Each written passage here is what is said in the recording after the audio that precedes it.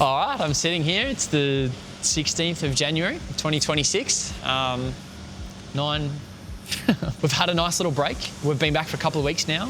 We had an enormous 2025, brought in the rock that's behind me. We've added a bunch more machinery as well. Significant year overall for the company and for myself. We're gonna go and check in with some of the team on what they're working on specifically for the first half of the year. We're just about to head off to the US, so we're taking a couple of the team across to Impressions, the trade show in Long Beach, California. So that's a really exciting thing for us. All right, let's go check in with the team and see what they're up to.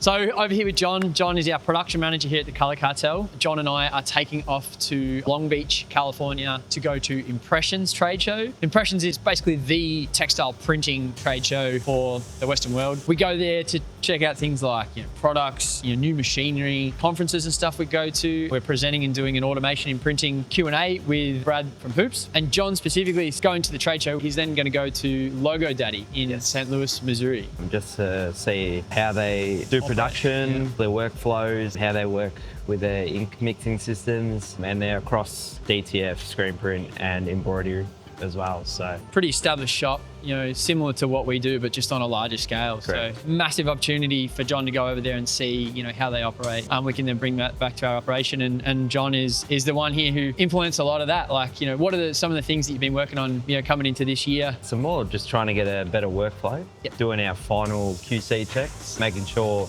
everything's up to scratch, and the customer is going to be really pleased with their garment. And also as well with the team, just making sure everyone's comfortable in what they're doing, making sure they're confident in the way they're printing. As we continually grow as a team, it's a little bit easier when you've got lesser people in the production floor, but then as we continually grow and we've got staff across everywhere, is that making sure that we have those standard operating procedures in place. And John's been essential in getting that to the team and making sure that they've got everything that they need to succeed. So, and this all comes back to making sure that we can get the product out in a timely fashion and exactly as the customer sees fit. So looking forward to it, and I guess we'll have to do some filming when we're over there. Yeah, looking forward to the cold. Yeah, absolutely. So we just finished up with John. We've headed inside and we're here to catch up with Abby. Abby's our graphic designer here in-house at the Colour Cartel. She's a bit of a savant when it comes to working on things like specific artwork and then moving that into a format that which we can print. So just so much possibility and so many opportunities with sort of your artwork, and it's like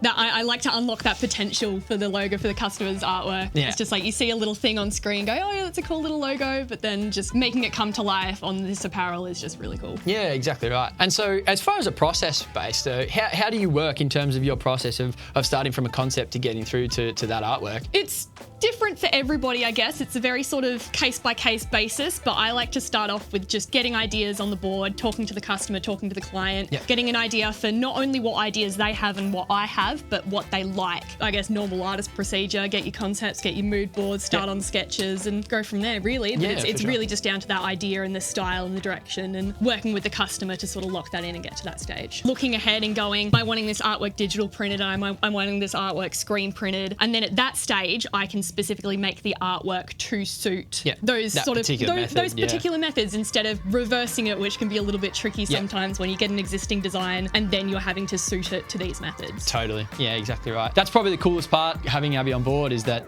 we can make those things happen pretty quickly. Get back to the client in a matter of days, even if a matter of hours, depending on how quickly it has to happen. So I think that's it's probably a really good nutshell as to what Abby does for us. But what that means to you guys and to our customers abroad is that whatever idea you've got, put that together, put that in writing. Whether it's you've got some AI generated images and stuff that we can start to get some concepts down. We can then start to roll out some final concepts that are printable and put that back to you guys. And I think that's the real key and the real asset that Abby's been for the Colour Cartel. I try my best. Nice one.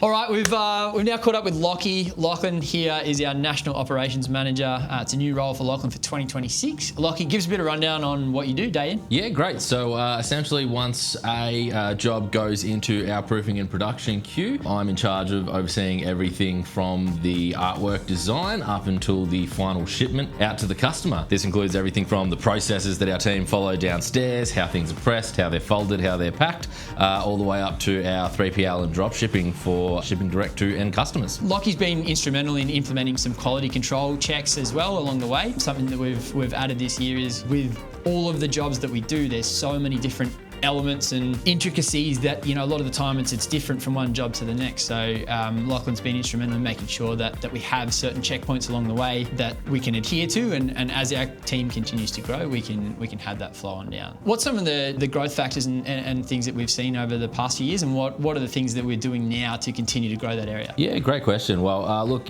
shipping to different end customers and splitting an order between different shipping locations is nothing new to us, but this exploration into drop shipping and offering it as a complete service is a really exciting area. And we're looking at obviously expanding that side of things as well into some new factories and facilities and stuff like that. The goal there is to be able to take more on board, but also to to provide ourselves the space and the room to be as efficient as possible. And there's some extra processes that you're looking to put into place, at those facilities that should help expedite that. Yeah, certainly. I mean, look, we're doing everything from counting stock to make sure it's being recorded properly, stock management as far as where everything goes, separating orders, and even just processing orders on a daily basis, keeping track of what's being shipped, what's not. Definitely a bit of a change from, isn't it? Yeah, how we used to. But from you shipping stuff in your room all those years ago, back when you first started, to running a whole warehouse facility just dedicated to shipping. It's been going quite well so far. And I think being 2026,